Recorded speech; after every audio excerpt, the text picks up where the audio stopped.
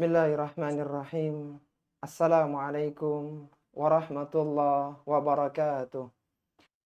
Alhamdulillahi rabbil alamin. Wabihi nasta'inu ala umuri dunya waddin. Assalatu wassalamu ala ashrafil anbiya'i wal mursalin.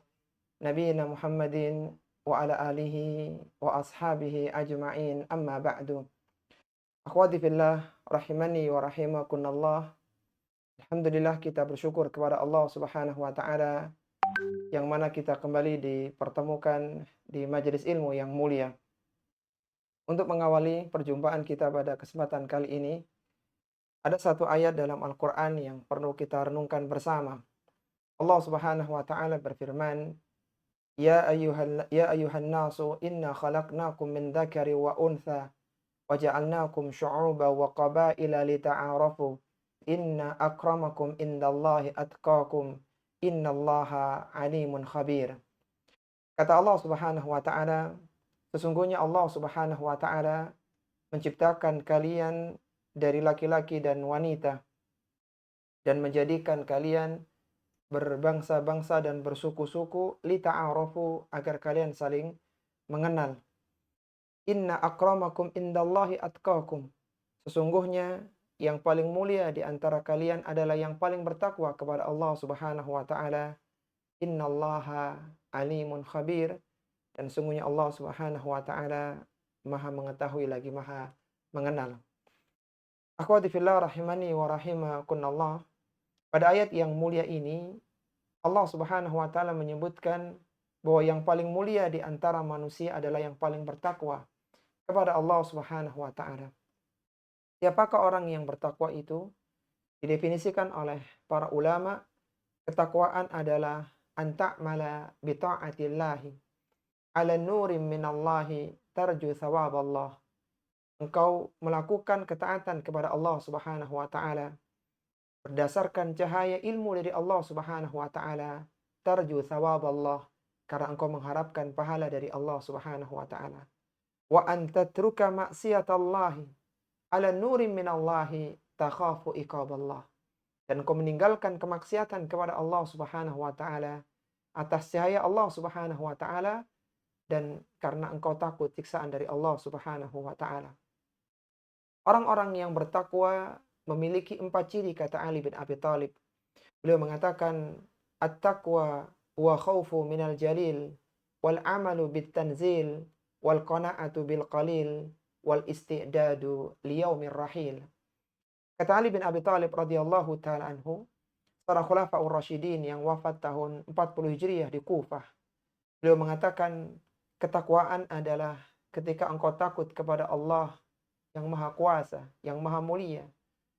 Wal amalu bit tanzil, dan engkau mengamalkan Al-Qur'an yang diturunkan. Ucapanmu, perbuatanmu seperti yang ada dalam Al-Qur'an. Wal qana'atu bil qalil, engkau qanaah, engkau menerima dengan rizki yang sedikit. Wal isti'dadu liyaumir rahil, dan engkau bersiap-siap untuk perjalanan panjang setelah kematian. Akhwati fillah rahimani wa rahimakunallah, dikatakan oleh Ali bin Abi Thalib tadi bahwasanya orang-orang yang bertakwa adalah orang yang mengamalkan, yang beramal seperti yang ada dalam Al-Qur'an yang diturunkan. Maka seorang muslimah yang belajar Al-Quran menjadi manusia yang utama. Sebagaimana Rasulullah Sallallahu Alaihi Wasallam bersabda, khairukum man ta'allama al-Qur'ana wa 'allamahu.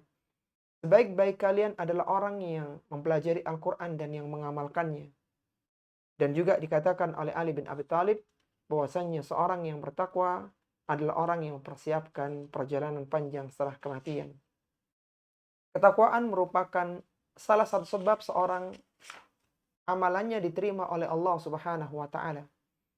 Abdullah bin Umar radhiyallahu taala pernah mengatakan, "Atadri mimman yataqabbalullah?" Tahukah kalian siapa yang amalannya diterima oleh Allah Subhanahu wa taala? Innama yataqabbalullahu minal muttaqin.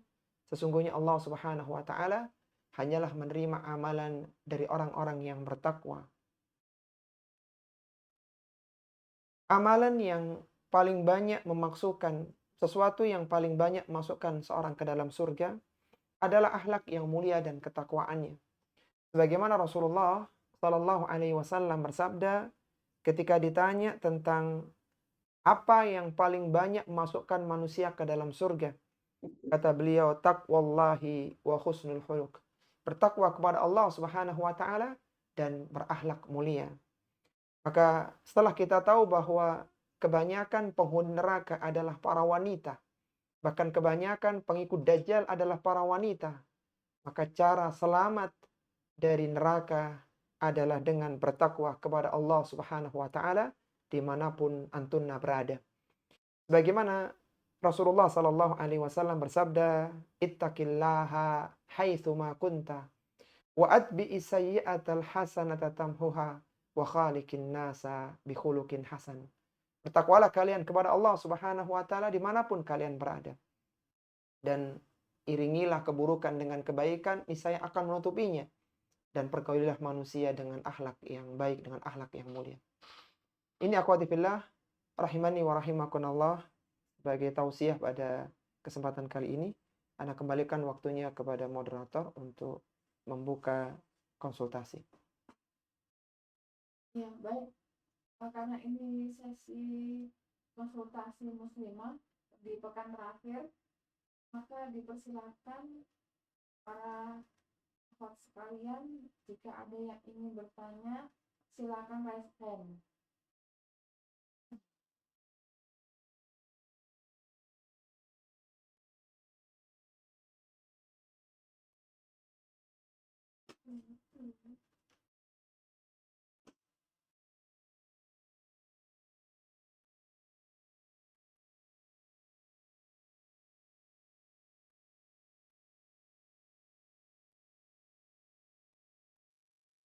Ya, sekali lagi, karena malam hari ini adalah pekan terakhir di bulan Juni, maka pada malam hari ini adalah sesi konsultasi muslimah.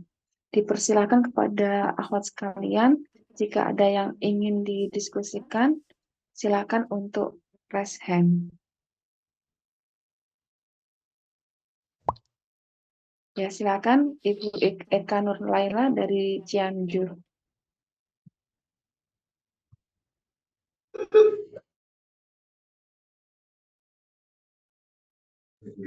Assalamualaikum warahmatullahi wabarakatuh. Waalaikumsalam warahmatullahi wabarakatuh. Naam, tafadhali dari Cianjur. Ya, Pak Ustadz Afwan, saya mau bertanya. Jadi saya ini kan kuliah gitu.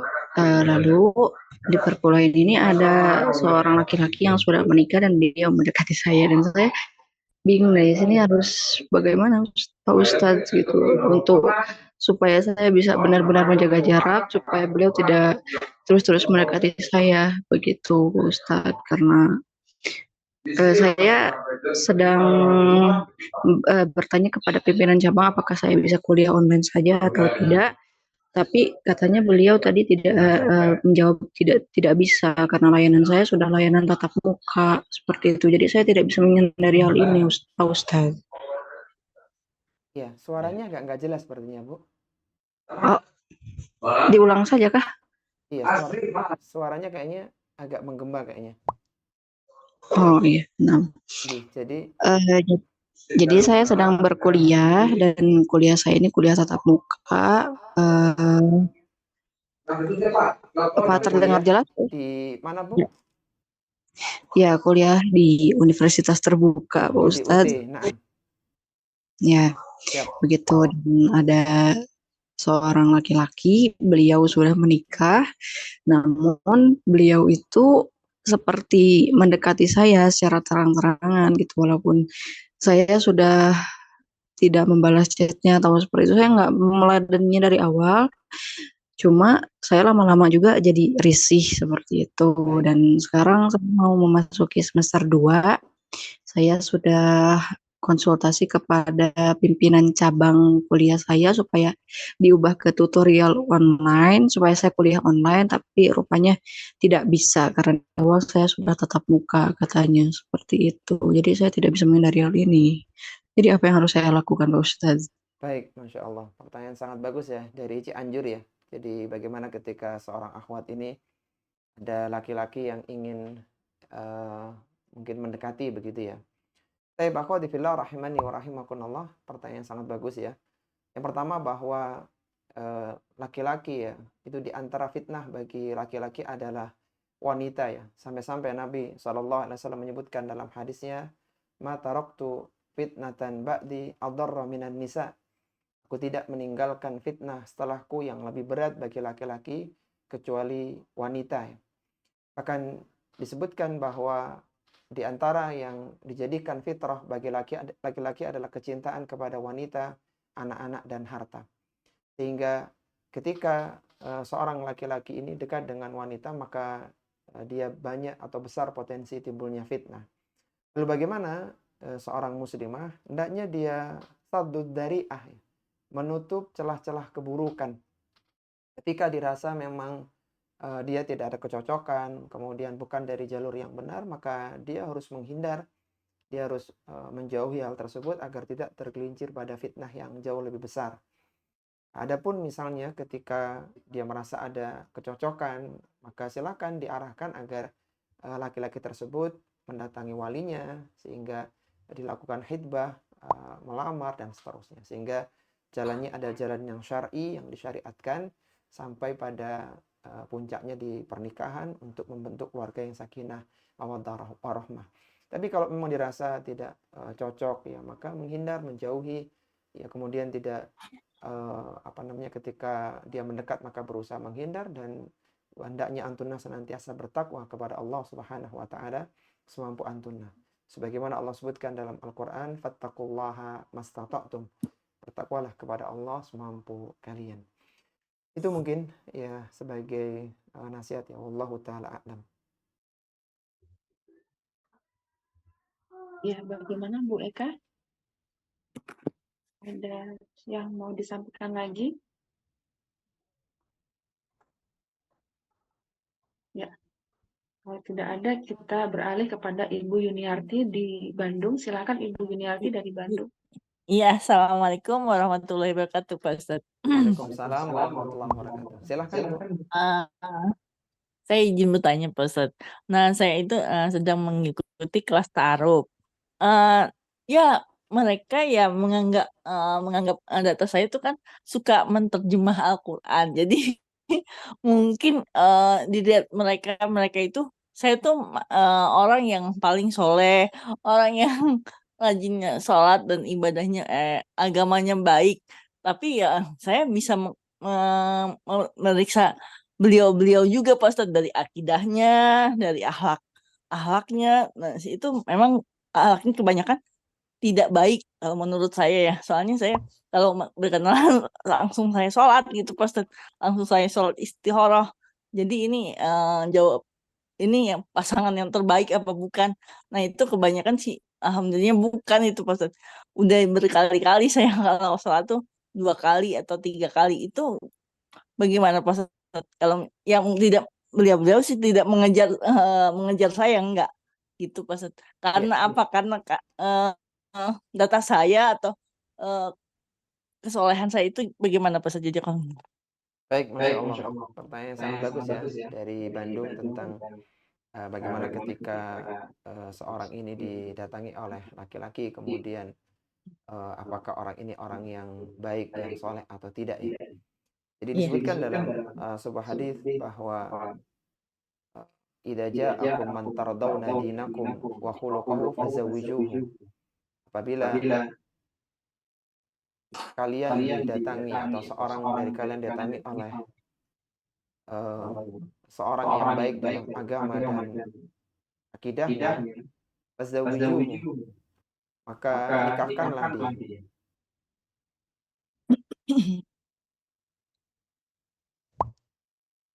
Ya, ketika seorang itu baik dalam sisi agama dan akhlaknya, maka diperintahkan untuk dinikahkan. Tapi sebaliknya, ketika seorang ini dirasa tidak bagus baik agama dan akhlaknya, maka tidak ya. Sehingga para ulama menyebutkan bahwa kriteria seorang yang baik itu ada 2. Man tardawna dinahu wa khuluquhu.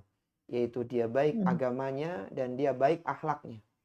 Baik agamanya artinya akidahnya lurus, ya pemahamannya benar, dan yang semisalnya. Adapun baik masalah akhlaknya, maka ucapannya, kemudian tutur katanya, kalau zaman sekarang berarti media sosialnya adalah seorang yang menunjukkan yang berakhlak mulia. Kemudian setelah dia tahu bahwa insya Allah fulan ini orang yang baik, misalnya secara agama dan akhlak, maka silakan istikharah, tanya kepada orang-orang yang tahu tentang dia supaya lebih mantap begitu. Karena memang separuh dari usia kita, usia manusia itu akan dijalani bersama dengan pasangannya.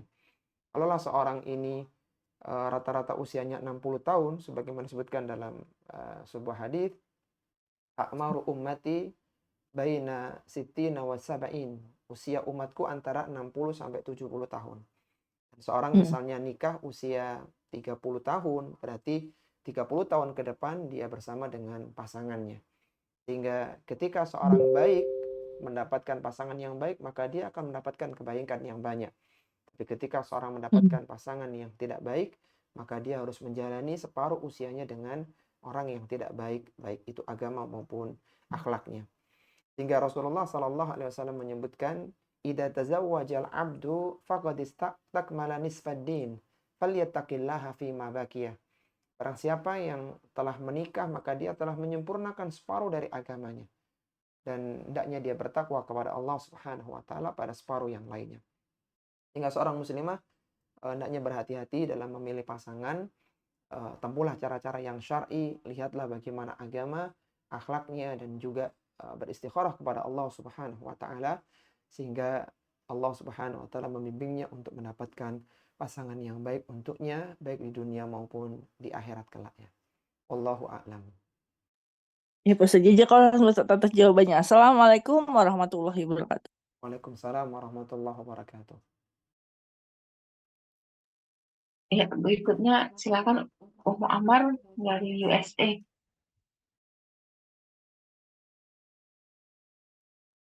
Ya, jazakumullahu khairan Ustazah. Alhamdulillah, jazakumullahu khairan Ustaz.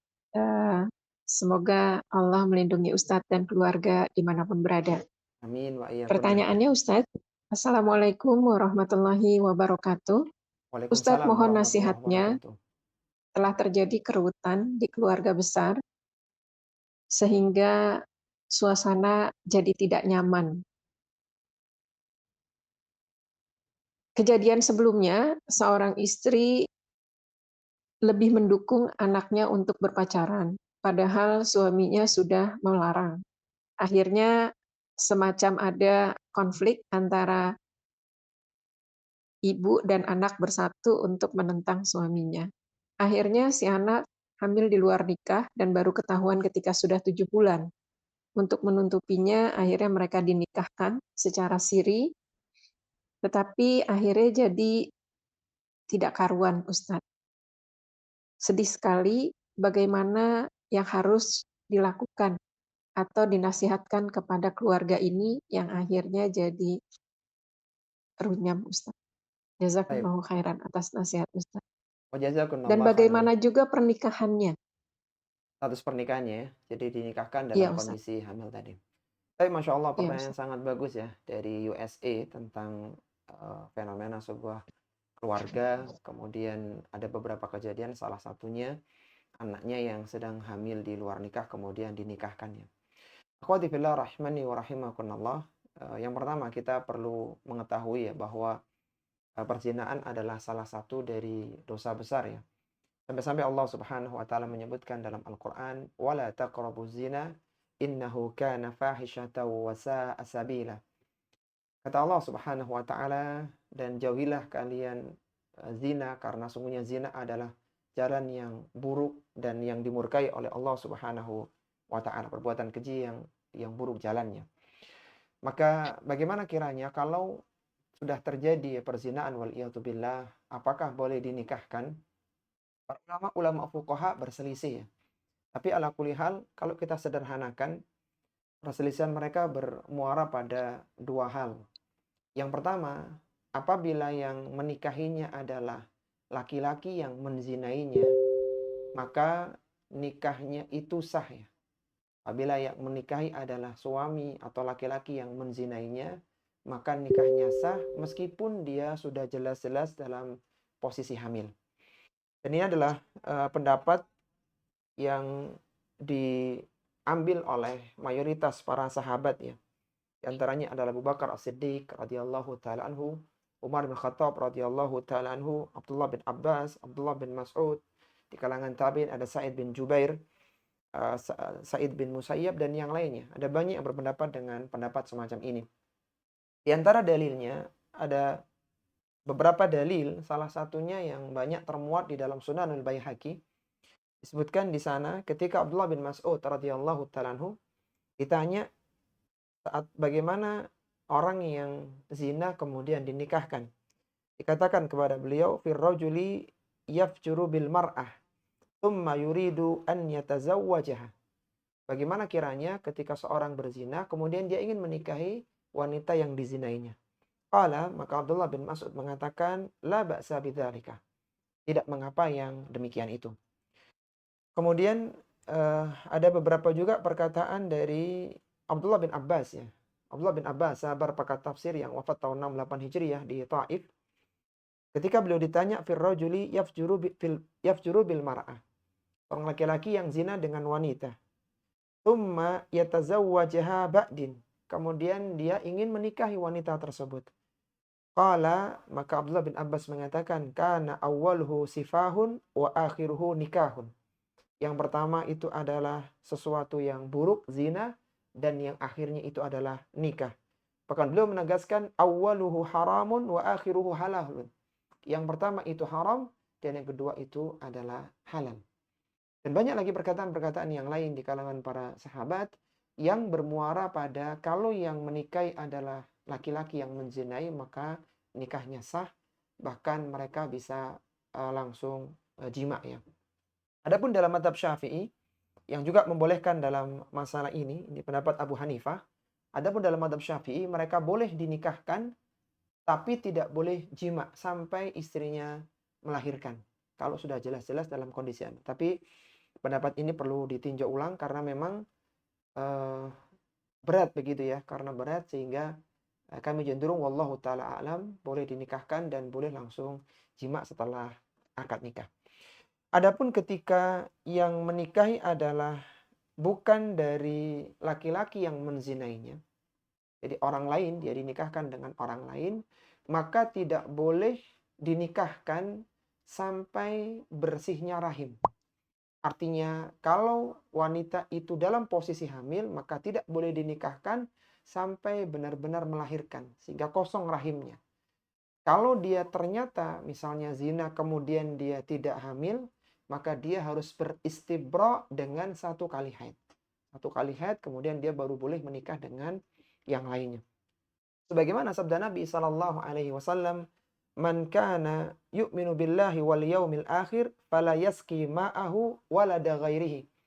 Barang siapa yang mengaku beriman kepada Allah dan hari akhir, maka hendaknya dia tidak menuangkan air maninya ke dalam rahim wanita yang hamil dari orang lain.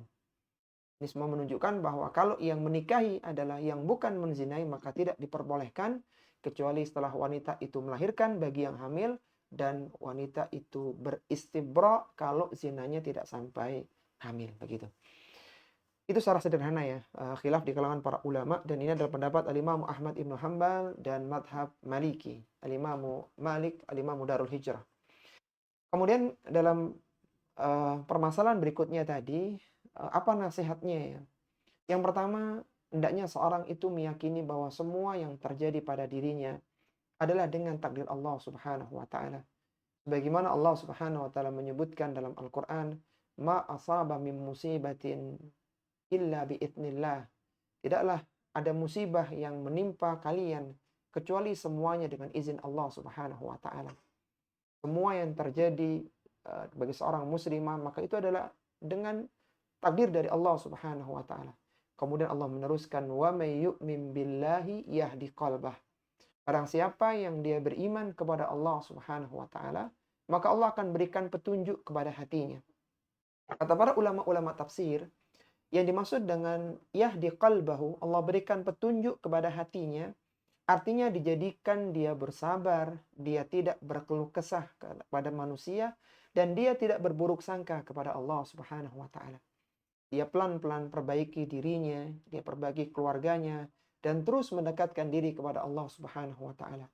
Hendaknya dia ajak anaknya untuk bertaubat kepada Allah Subhanahu wa taala, sehingga apa yang dilakukan di masa lalu tidak menjadikan dia mendapatkan hukuman di akhirat kelak.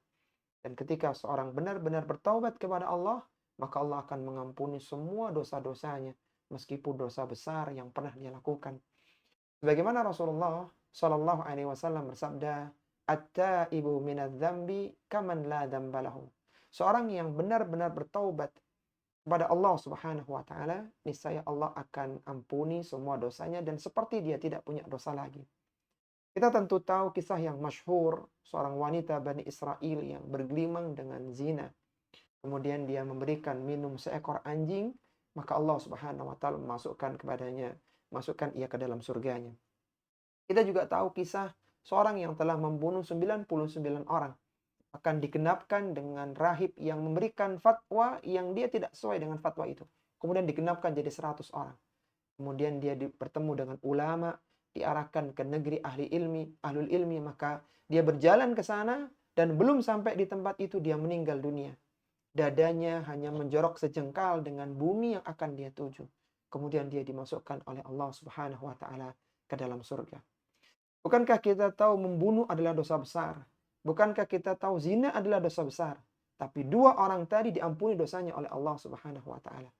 Sehingga Allah Subhanahu wa taala memanggil hamba-hambanya yang beriman agar bertaubat kepada Allah Subhanahu wa taala dengan taubatan nasuha. Allah menyebutkan dalam Al-Qur'an, "Ya ayyuhalladzina amanu tubu ilallahi taubatan nasuha." Wahai orang-orang yang beriman, bertaubatlah kalian kepada Allah dengan taubat yang sebenarnya. Niscaya Allah akan ampuni dosa-dosa kalian dan Allah akan perbaiki keadaan kalian. Itu mungkin Ummu Amar ya, sedikit nasihatnya. Silakan kalau ada yang kedua. Ya Ustadz. Ya Ustadz, kalau terkait dengan pertanyaan yang sebelumnya, yang tadi Ustadz, bagaimana yang harus dilakukan sang ayah Ustadz? Karena itu kan ada di pundaknya ayah. Dia merasa bersalah saat ini dan apa yang harus dia lakukan? Iya, baik. Ketika seorang bapak ini atau seorang ayah itu sudah berusaha ya menasihati, mencegah, dan itulah yang terjadi, maka dia tidak terkena efek dari perbuatan tersebut. Tapi kalau selama ini dia abai, dia lalai, dia tidak memberikan pendidikan yang baik untuk anak-anaknya, tidak memberikan teman bergaul yang baik, maka ini sebuah kelalaian. Tapi ala kulli hal, ketika semuanya sudah terjadi, maka bagaimana sekarang memperbaiki diri? Hendaknya ayah tersebut dia bertobat kepada Allah, ya dia belajar ilmu agama, demikian pula keluarganya, pelan-pelan ditata, maka insya Allah pada saatnya semua akan menjadi kebaikan. Jadi ketika sudah terjadi, maka segera semuanya bertobat kepada Allah, belajar ilmu agama lagi, dan insya Allah mereka akan menjadi orang-orang yang baik pada saatnya. Ingat bahwasanya sebesar apapun dosa manusia, maka ampunan Allah jauh lebih besar. Sebagaimana Allah sebutkan dalam hadis qudsi, Allah berfirman, "Ya bani Adam, law ataitani biqurabil ardi khataya, thumma laqitani lam tusyrik bi syai'a, la ataituka bimaghfiratan mithliha." Atau kama qala Allah Subhanahu wa taala. Kata Allah Subhanahu wa taala, "Wahai anak Adam, kalaulah engkau datang menemuiku dengan dosa sepenuh bumi, dalam keadaan kau tidak menyekutukanku sedikit pun, maka aku akan berikan kepadamu ampunan sepenuh bumi pula." Ketika seorang ini belajar ilmu agama, dia tidak menyekutukan Allah Subhanahu wa taala, dia bertobat kepada Allah, maka Allah akan ampuni semua dosa dan kesalahannya. Wallahu taala a'lam. Ya Ustadz, jazakumullahu khairan. Pertanyaan yang kedua Ustadz. Naam, tafadhali. Ya, ini satu orang yang bertanya, tapi sebenarnya ini perwakilan banyak orang nih Ustadz dari kami. Nah, Masya Allah. Silakan, Ya, silakan. Assalamualaikum warahmatullahi wabarakatuh. Ustadz, kami di sini usianya sudah golden age ke atas. Dan banyak di antara kami di sini sudah menopause, Ustaz. Tetapi dalam kondisi yang sudah menurun fisik dan sudah menopause juga, tetap harus melayani suami. Bagaimana nasihat Ustadz atau sejauh mana? Karena kalau biasanya sudah tidak ada keinginan atau amat berat untuk melayani suami, kalaupun menolak, kami juga tahu bahwa di situ ada ancaman kita disumpahin oleh para malaikat. Dan apakah kalau ya udah tidak apa-apa, nanti juga kita minta maaf, terus dimaafkan juga oleh suami. Nah, bagaimana nasihat-nasihat Ustadz untuk permasalahan yang seperti ini, Ustadz? Jazakumullahu khairan. Jazakumullah khairan, Masya Allah. Pertanyaan sangat bagus ya dari USA ya, tentang bagaimana ketika seorang istri ini dia punya kewajiban untuk berkhidmah kepada suaminya, tapi karena faktor usia dan yang lainnya maka dia tidak bisa melakukannya dengan sempurna. Yang pertama, akhwati fillah rahimani wa rahimakumullah, kita harus tahu bahwa kewajiban terbesar seorang istri kepada suaminya adalah mentaati suaminya. Bagaimana Rasulullah sallallahu alaihi wasallam bersabda, "Idza sallatil mar'atu khamsaha wa shamat syahraha wa ata'at zawjaha wa hafizat farjaha qila laha udkhul jannata min ayyi abwabil jannati syi'ti." Kata Nabi sallallahu alaihi wasallam, apabila seorang muslimah itu dia menjaga salatnya yang 5 waktu, dia berpuasa di bulan Ramadan, dia menjaga kehormatannya dan dia mentaati suaminya, maka dikatakan kepadanya pada hari kiamat, masuklah kalian ke dalam surga dari pintu mana saja yang engkau kehendaki. Dan di antara ketaatan-ketaatan seorang muslimah kepada suaminya, terutama adalah dalam urusan ranjangnya. Ketika seorang suami memanggil istrinya, maka hendaknya dia segera mendatangi panggilan suami tersebut. Karena itu adalah sebuah peran yang tidak bisa dijalankan kecuali oleh seorang istri. Lalu bagaimana ketika seorang istri tidak bisa memberikan yang terbaik? Maka silakan dikomunikasikan dengan suami. Allah Subhanahu wa taala memberikan kelonggaran bagi suami dan istri untuk melakukan hal-hal yang sifatnya hubungan ranjang ya. Allah Subhanahu wa taala menyebutkan nisa'ukum harthul lakum fa'tu harthakum anna syi'tum. Istri-istri kalian adalah ladang bagi kalian. Maka silakan kalian mendatangi istri tersebut sesuai dengan kehendak kalian. Maka silakan dikomunikasikan bagaimana yang bagus.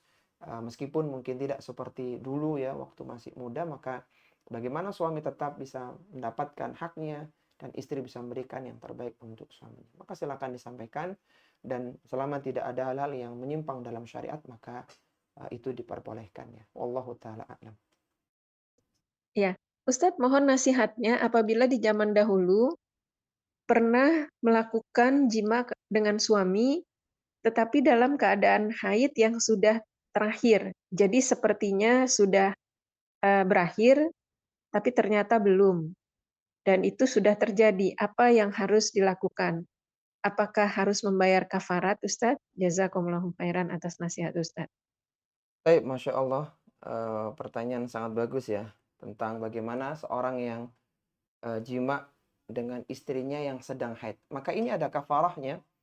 Bagaimana disebutkan oleh Nabi SAW, bagi orang yang jima dengan istri yang sedang haid, beliau mengatakan, yatasaddaqu bidinarin au binisfi dinarin. Hendaknya dia bersedekah dengan 1 dinar atau dengan setengah dinar.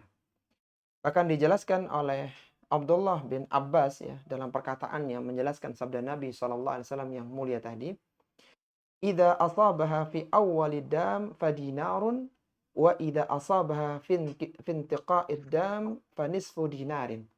Kalau kejadiannya itu di awal-awal keluarnya darah, maka itu 1 dinar. Kalau kejadiannya di akhir-akhir keluarnya darah, maka itu setengah dinar. Jadi secara sederhana, anggap saja seorang itu haid 6 hari begitu misalnya. Kalau kejadiannya di 3 hari pertama, maka bisa disedekah 1 dinar. Kalau kejadiannya di 3 hari yang terakhir, maka dia bersedekah setengah dinar. Setengah dinar itu berapa? Atau 1 dinar itu berapa? 1 dinar adalah senilai sama dengan 4,25 gram ya, emas ya. Dan itu tinggal dikalikan, jadi 1 gramnya berapa dikalikan 4,5 gram. Jadi 1 gram emas dikalikan 4,5 gram, maka itu 1 dinar. Kalau setengah dinar berarti separuhnya lagi. Dan itu disedekahkan kepada fakir miskin, diberikan kepada fakir miskin, dan kafarah itu terkena pada 2 orang, pada suami dan juga istri. Jadi suami kena 1 dinar kalau di awal, istri 1 dinar. Kemudian kalau di akhir berarti suami kena setengah dinar dan istri setengah dinar. Jadi dikeluarkan dalam bentuk mata uang, disedekahkan kepada fakir miskin. Silakan dicari konversi 1 gram emas itu berapa dikalikan 4,5 gram. Itu 1 dinar. Wallahu ta'ala. Hendaknya seorang bertobat kepada Allah atas perbuatan tersebut ya. Wallahu ta'ala alam.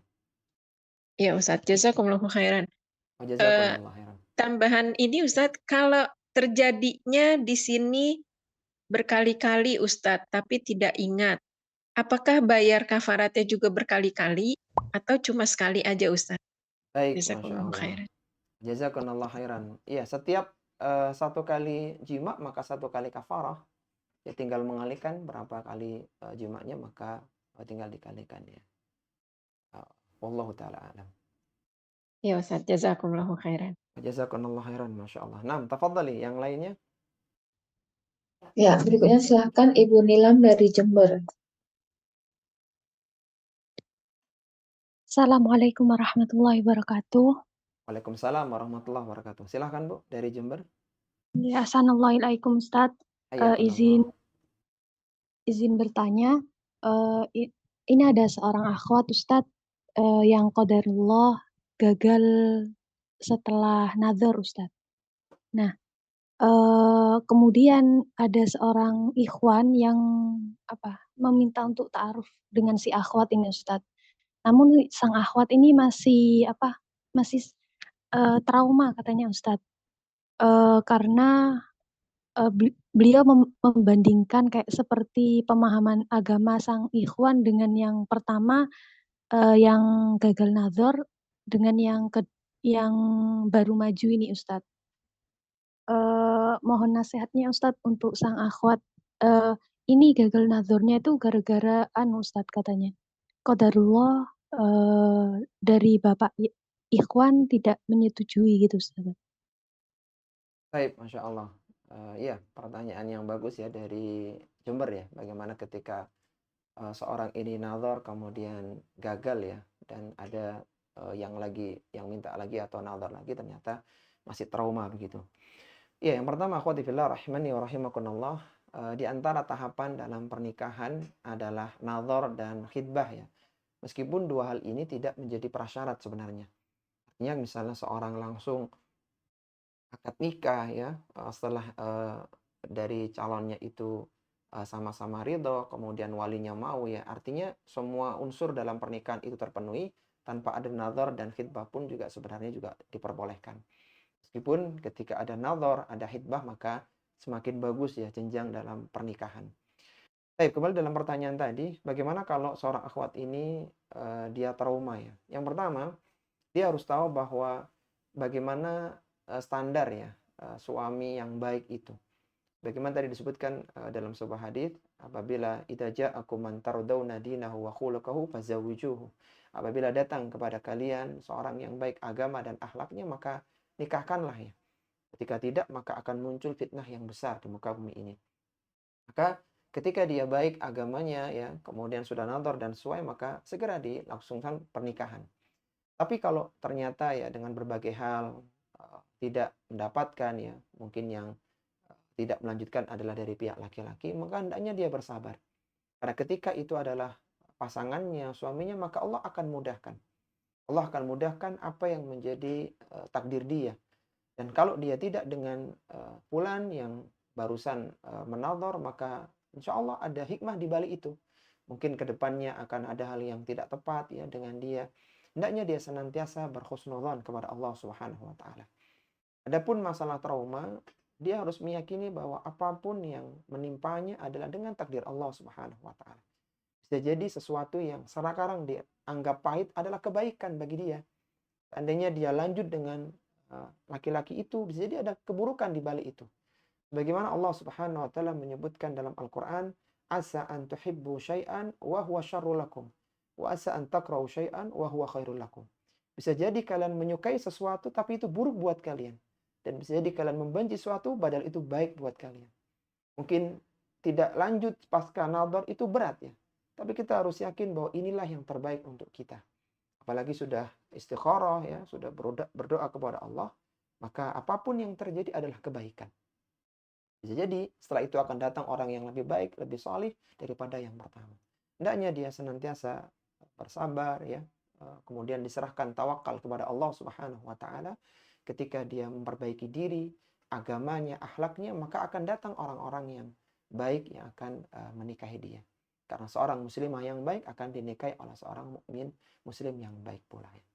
Jadi dia tawakal kepada Allah Subhanahu wa taala, menyerahkan semua urusannya kepada Allah, dan dia tidak terlalu berat dengan kondisi ditolaknya atau nazar yang tidak lanjut pada fase berikutnya, karena bisa jadi itu adalah kebaikan untuk dirinya. Wallahu taala alam. Ada lagi Bu Nilam? Kalau semisal gini Ustadz, akhwatnya ini masih membandingkan perihal agamanya Ustadz.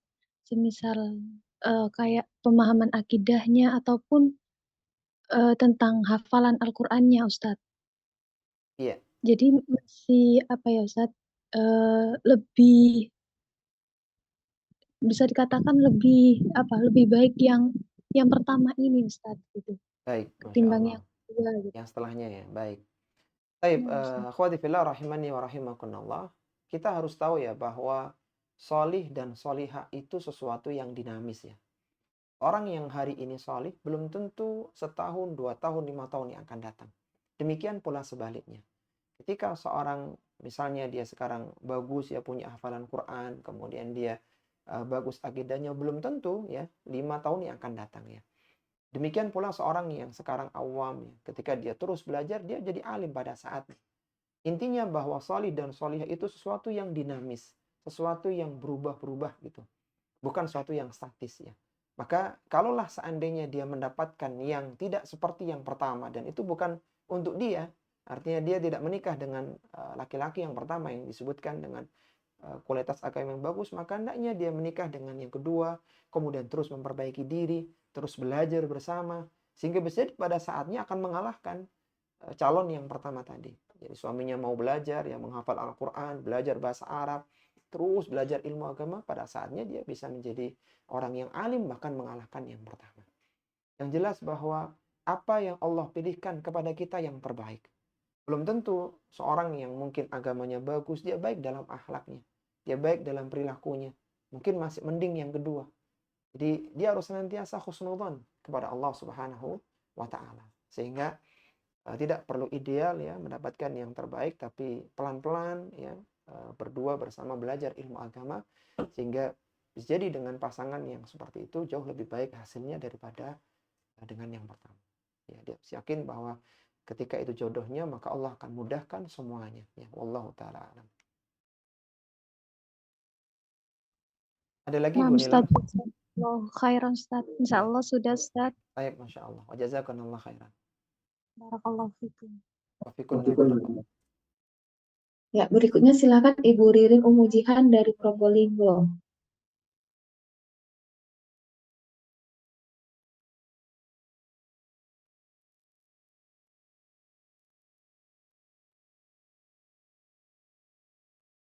Ibu Ririn dari Probolinggo, kalau belum, ya silakan Ibu Ririn dari Probolinggo.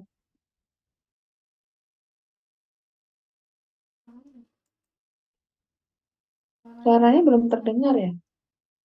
Belum masuk kayaknya Bu Ririn. Ya, mungkin bisa dilewati dulu ya Ibu Ririn. Ya, silakan Ibu Alika dari Cianjur. Baik, bismillah. Assalamualaikum Ustadz. Waalaikumsalam warahmatullahi wabarakatuh. Nah, apa-apa? Saya didiagnosis oleh psikiater menderita gangguan OCD berat. Akibat gangguan tersebut, saya menjadi sangat sulit untuk memaksimalkan ibadah, terutama sholat. Ketika sholat, saya terkadang harus mengulang-ulang gerakan disebabkan was-was. Selain saya harus ikhtiar secara medis untuk menyembuhkan penyakit saya tersebut, bagaimana solusinya agar saya dapat sembuh dari penyakit tersebut menurut agama Islam? Jazakallah khair Ustadz. Baik, akhwati fillah rahimani wa rahimakumullah. Kita tahu bahwa agama Islam ini adalah agama yang sempurna, yang berikan banyak kemudahan bagi para pemeluknya ya. Allah Subhanahu wa taala menyebutkan yuridullahu bikumul yusra wa la yuridu bikumul usra. Allah menghendaki kepada kalian kemudahan dan tidak menghendaki kesulitan untuk kalian. Sehingga bagi orang-orang yang sedang sakit ya, maka Allah Subhanahu wa taala memberikan banyak kemudahan. Ketika dia tidak mampu dengan berdiri, maka dengan duduk. Ketika tidak mampu dengan duduk, maka dengan berbaring.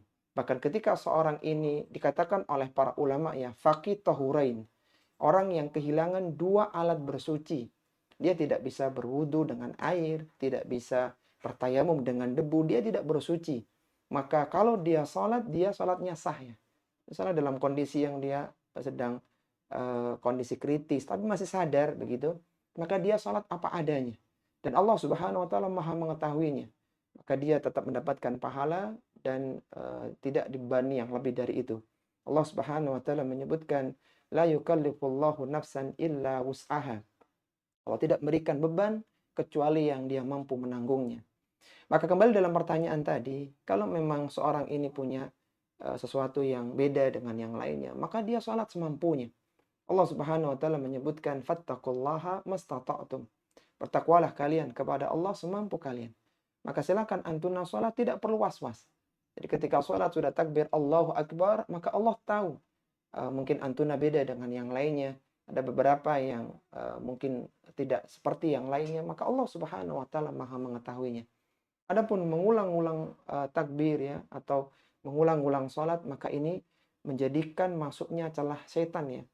Hingga tidak perlu seperti itu. Bismillah Allahu Akbar, langsung jalan ya.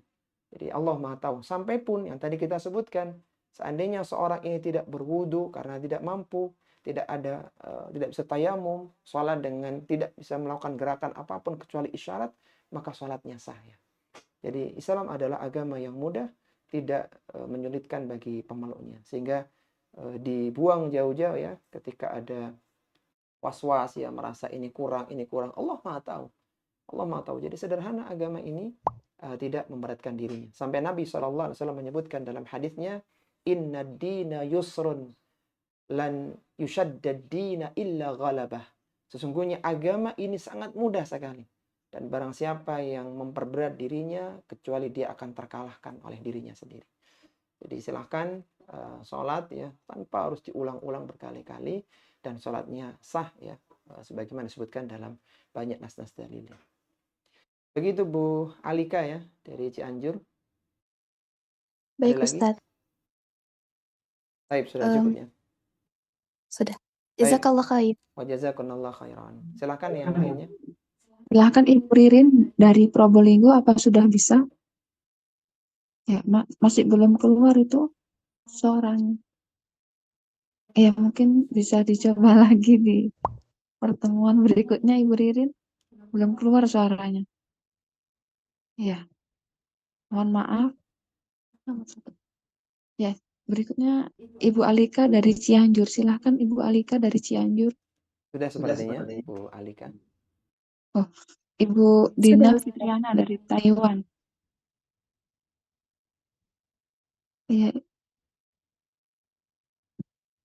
Assalamualaikum warahmatullahi wabarakatuh, Ustadz. Waalaikumsalam warahmatullahi wabarakatuh. Silakan Bu dari Taiwan.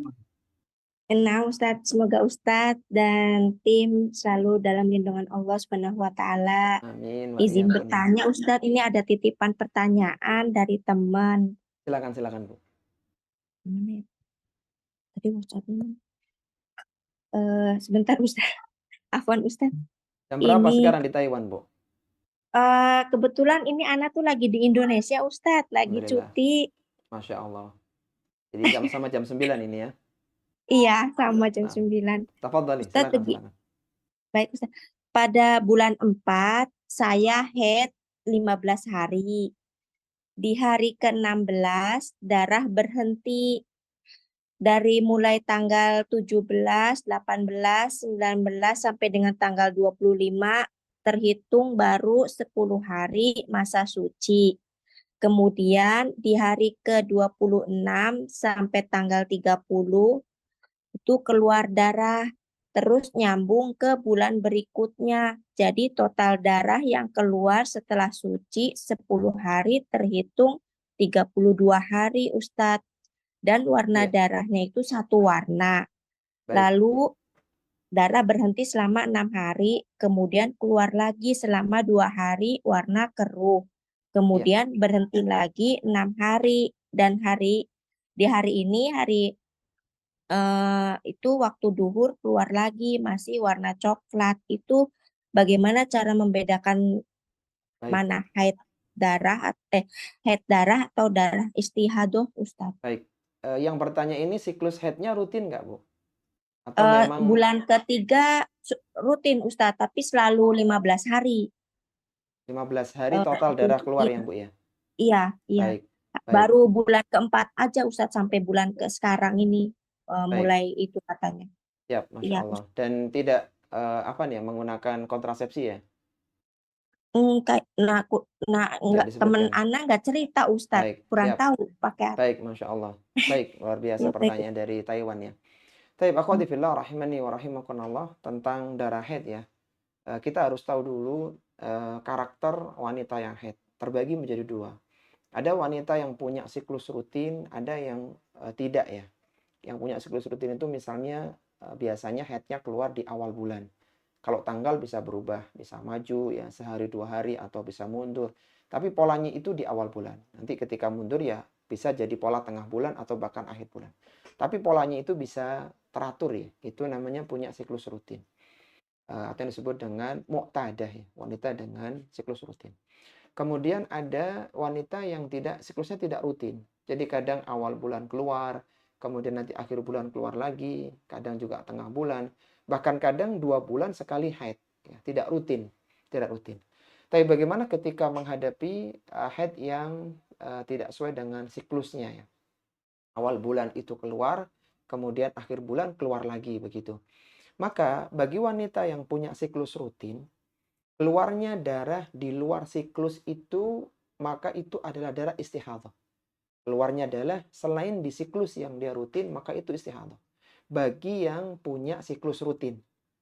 Taib. Adapun bagi yang tidak rutin siklusnya, keluarnya darah di selain masa yang memang dia tidak rutin siklusnya, maka dilihat kalau ciri-cirinya seperti darah haidnya, maka dihukumi sebagai darah haid. Tapi kalau ciri-cirinya bukan seperti darah haid, maka itu adalah darah istihadah. Misalnya warnanya merah, kemudian baunya tidak seperti darah haidnya, maka itu istihadah. Bagaimana kiranya kalau ada seorang itu siklusnya rutin, tapi tetap keluar di waktu yang tidak rutin dan cirinya sama.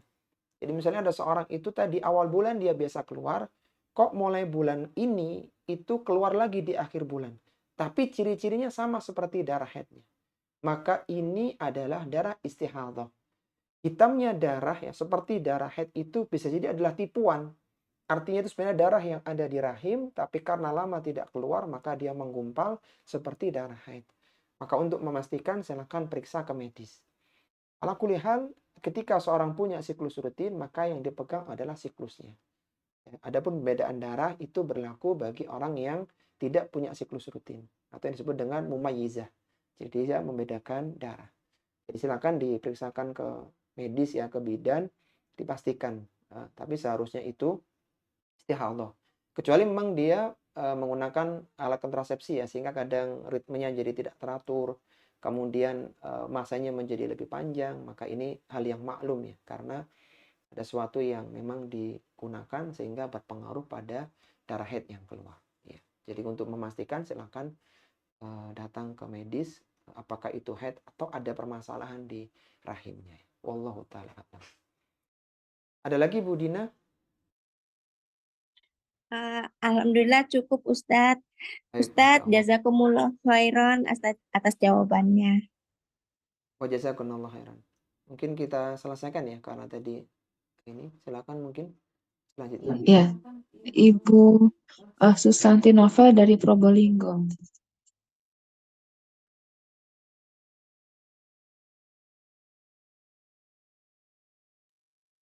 Silakan Ibu Susanti Nova dari Probolinggo. Kalau tidak ada, dilanjutkan Ibu Evi Masni. Silakan Ibu Evi Masni. Assalamualaikum warahmatullahi wabarakatuh. Waalaikumsalam warahmatullahi wabarakatuh. Dari mana Bu Evi? Saya di Jeddah, Ustaz. Jeddah, Masya Allah. Sore hari Bu sekarang Bu, Jeddah. Iya, Ustaz, jam 5 sore. Jam 5 sore. Nah, tafadhali, silakan. Jadi izin bertanya, Ustaz. Alhamdulillah ada laki-laki yang berniat meminang saya, Ustaz. Jadi saya sudah beristikharah. Jawabannya Allah tunjukkan melalui orang-orang terdekat saya, Ustaz. Alhamdulillah pihak keluarga saya setuju semua. Alhamdulillah. Tapi kadang-kadang saya masih ragu, Ustaz. Jadi bagaimana caranya agar saya semakin yakin bahwa ikhwan tersebut adalah jodoh saya? Dan haruskah saya beristikharah lagi, Ustaz? Baik. Terima kasih. Wajazakumullahu khair, Masya Allah. Luar biasa pertanyaan dari Jeddah ya. Tentang gimana ketika seorang didatangi oleh orang yang baik akhlaknya. Kemudian dia setelah bertanya pun juga semua mengarah pada inilah insya Allah jodoh yang terbaik ya. Yang pertama, khawdifillah rahimani wa rahimakunallah, kita harus tahu bahwa pasangan kita itu bukanlah makhluk yang tidak ada kekurangannya ya. Dia pasti punya kekurangan ya. Dan selalu begitu ya. Jadi misalnya dia bagus ini tapi kok ada catatan di situnya, ada permasalahan di sebelah sananya. Selalu begitu. Tapi secara umum ketika antuna sudah beristikharah, kemudian juga bermusyawarah dengan keluarga, dan insya Allah ini adalah yang terbaik, maka bismillah ya, jalan ya. Dan kalau bisa jarak antara misalnya khidbah ya dengan hari H pernikahan jangan terlalu panjang. Karena misinya syaitannya antara orang yang belum menikah dengan ketika akan menikah atau bahkan menikah itu berbeda. Ketika seorang itu belum menikah maka dijadikan mereka saling mendekat ya, saling berdua sampai naudzubillah terjerumus pada perzinahan. Itu misinya setan ya. Adapun ketika akan menikah atau sudah menikah maka misinya adalah bagaimana memisahkan mereka. Jadi ketika jalannya adalah jalan yang halal maka setan berusaha menghalangi. Dia punya kekurangan di sana, dia punya kekurangan di sini. Maka ini hendaknya diabaikan saja. Bismillah, jalan bismillah. Adapun kekurangan bisa diperbaiki sambil jalan. Jadi ala kulli hal ketika sudah positif ya, maka bismillah jalan. Adapun kekurangan semuanya seperti itu. Tidak ada yang 100% sempurna, tidak ada celah sama sekali. Tapi itulah pasangan ya, saling melengkapi. Makanya Allah Subhanahu wa taala mempermisalkan suami istri seperti pakaian. Allah Subhanahu wa taala menyebutkan hunna libasul lakum wa antum libasul lahum. Dia adalah pakaian bagimu dan engkau adalah pakaian bagi dia. Di antara fungsi pakaian adalah menutupi aib dari orang yang memiliki pakaian itu. Fungsi suami atau istri adalah menutupi aib pasangannya. Jadi memang pasangannya tidak sempurna, dia punya kekurangan.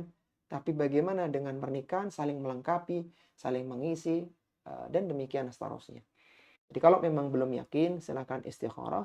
Tapi yang perlu antuna ketahui, tidak akan ada pasangan yang 100% itu sempurna. Pasti akan ada kok kayaknya masih kurang mantap di sini, di situ.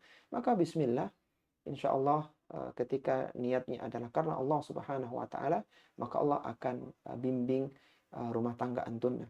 Sebagaimana disebutkan oleh Nabi SAW tentang motif orang menikah. Kata Nabi SAW, tunkahul mar'atu li arba. Wanita dinikahi karena 4 hal. Li jamaliha, wali maliha, wali hasabiha, wali diniha. Ada yang nikah karena nasabnya, karena hartanya, karena kecantikannya, dan karena agamanya. Apa kata Nabi SAW? Fadfar bidatid din taribat yadak. Maka pilihlah yang karena agama kalau engkau tidak ingin tanganmu berdebu. Artinya kalau engkau tidak ingin punya banyak masalah, pilih karena agama. Ketika agamanya bagus, maka yang lainnya nggak terlalu prioritas begitu. Bismillah, jalan dengan laki-laki tersebut ya. Itu mungkin Bu Evi ya. Semoga Allah. Jazakallah khair. Syukran, bismillah. Syukran Ustaz. Nah.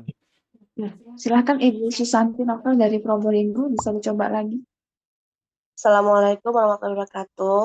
Waalaikumsalam warahmatullahi wabarakatuh. Nah, tafadhali, silakan Bu. Ya, semoga Ustazah. Ustadz dan keluarga selalu dalam lindungan Allah Subhanahu wa Ta'ala. Ustadz, saya mau bertanya, suami saya saat ini sedang dinas keluar kota, ada ketemu sama vendor gitu. Lalu beliau sesampainya di kota tersebut mendapatkan souvenir berupa tas dan ternyata di dalamnya itu ada amplop berisi uang. Iya. Kata vendornya itu adalah ini uang untuk transportasi. Namun hingga saat ini kami belum membuka amplopnya karena takut syubhat, Ustadz. Iya. Saya mau bertanya, hukum amplop itu bagaimana? Lalu apa yang harus kami lakukan dengan uang itu, Ustadz? Baik. Jazakallahu khairan. Wa jazakumullah khairan. Iya, sebagaimana disebutkan dalam hadis yang diriwayatkan oleh Imam Ahmad ibn Hanbal ya. Rasulullah sallallahu alaihi wasallam menyebutkan dalam hadisnya hadayal umal ghulul ya. Bahwa hadiah kepada pekerja yang digaji maka itu adalah pengkhianatan. Lalu bagaimana ketika seorang mendapatkan hadiah ya, berupa uang, makanan dan yang lainnya, maka hendaknya dia memberikannya kepada pimpinannya, kepada pimpinan yang menjadi atasannya, diberikan uang itu, maka nanti tinggal kebijakan pimpinan. Apakah itu dikembalikan kepada yang memberi karena mungkin bagian dari riswah misalnya, atau memang itu hadiah yang biasa diterima ketika seorang menyelesaikan tugas sehingga dibuat untuk kesejahteraan kantornya atau bersama, itu tergantung pimpinannya. Yang jelas bahwa seorang yang bekerja digaji tidak mendapatkan hadiah kecuali dia diberikan kepada pimpinannya dan pimpinannya yang membagikan hadiah itu kepada yang lainnya. Sehingga seandainya mendapatkan hadiah pun resmi dari kantor, ya, bukan dari klien. Begitu, Bu. Baik, Ustadz. Ada lagi, Ustadz, satu lagi. Silakan. Bagaimana sikap kita seorang istri jika sedang LDR-an sama suami, Ustadz? Bagaimana cara melakukan kewajiban-kewajiban kita terhadap suami jika sedang berjauhan? Baik, Masya Allah. Iya, akhwati fillah rahimani wa rahimakumullah. Kita tahu bahwasanya pernikahan itu adalah untuk membangun sakinah, mawaddah, warahmah ya.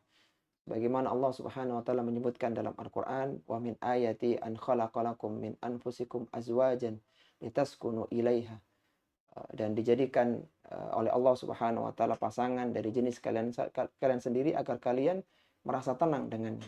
Jadi bagaimana ketika suami istri berjauhan ya, hendaknya mungkin mereka saling memberikan kabar ya, kemudian mengkomunikasikan dengan baik ya, sehingga meskipun jauh tapi tetap suami dekat karena bisa memberikan arahan, bisa memberikan bimbingan dan yang semisalnya.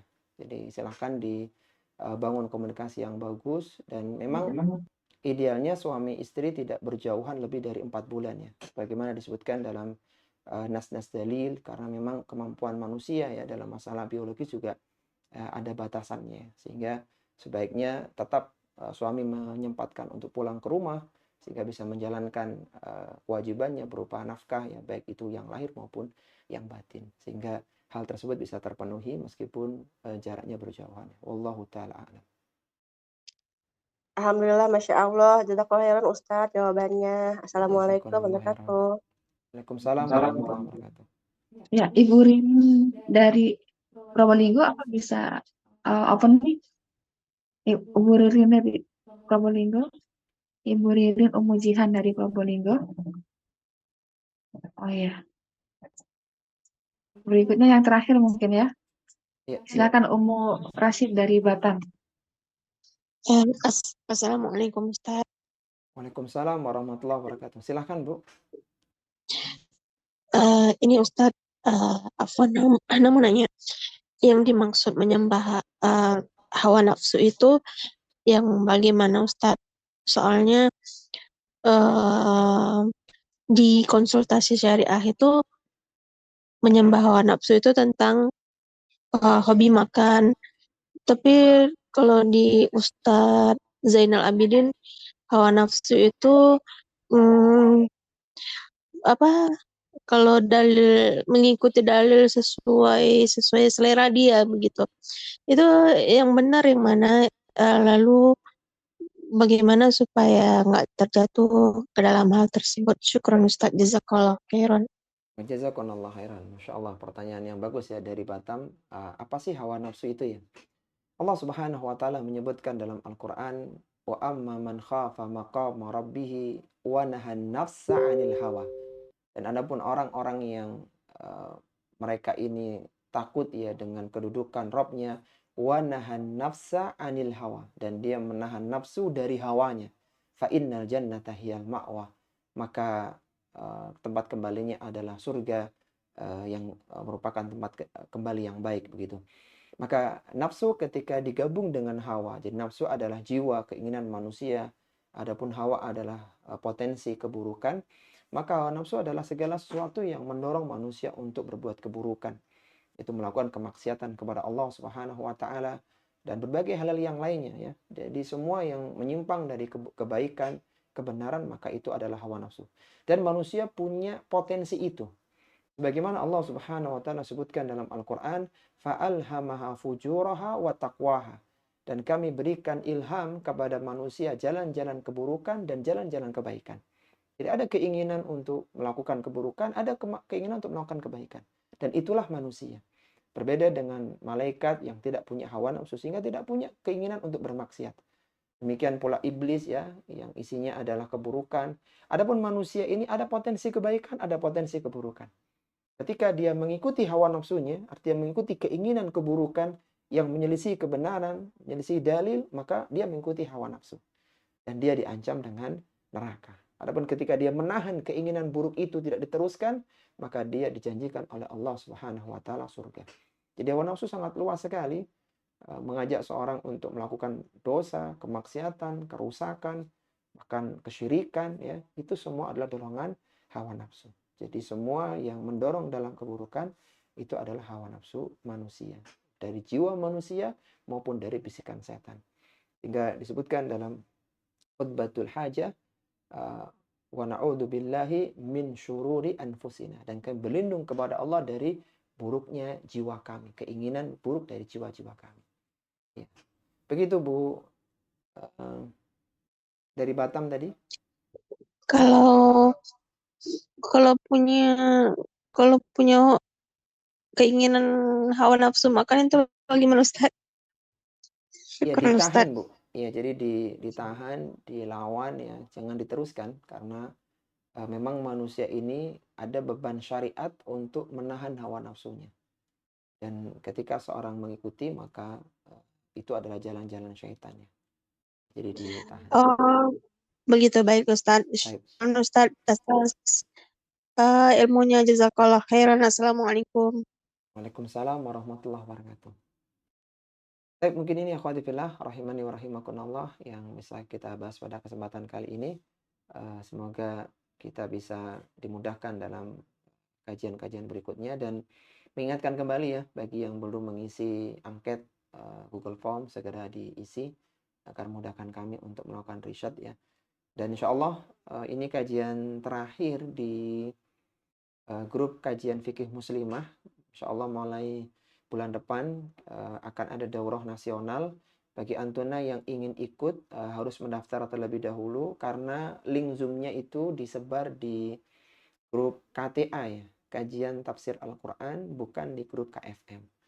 Hingga grup KFM libur ya, sebagaimana anak-anak libur sekolah, silakan berlibur supaya fresh kembali. Adapun yang ingin ikut daurah berarti mendaftar dulu agar dimasukkan di grup KTA. Dan alhamdulillah sudah banyak, hampir 800 lebih yang ikut, sehingga bagi Antuna yang ingin mendaftar segera mendaftar sebelum grupnya penuh ya. Baik, mungkin itu yang bisa kita sampaikan. Kita akhiri subhanakallahumma bihamdika asyhadu an la ilaha illa anta astaghfiruka wa atubu ilaik wa akhiru da'wana alhamdulillahi rabbil alamin. Wassalamualaikum warahmatullahi wabarakatuh.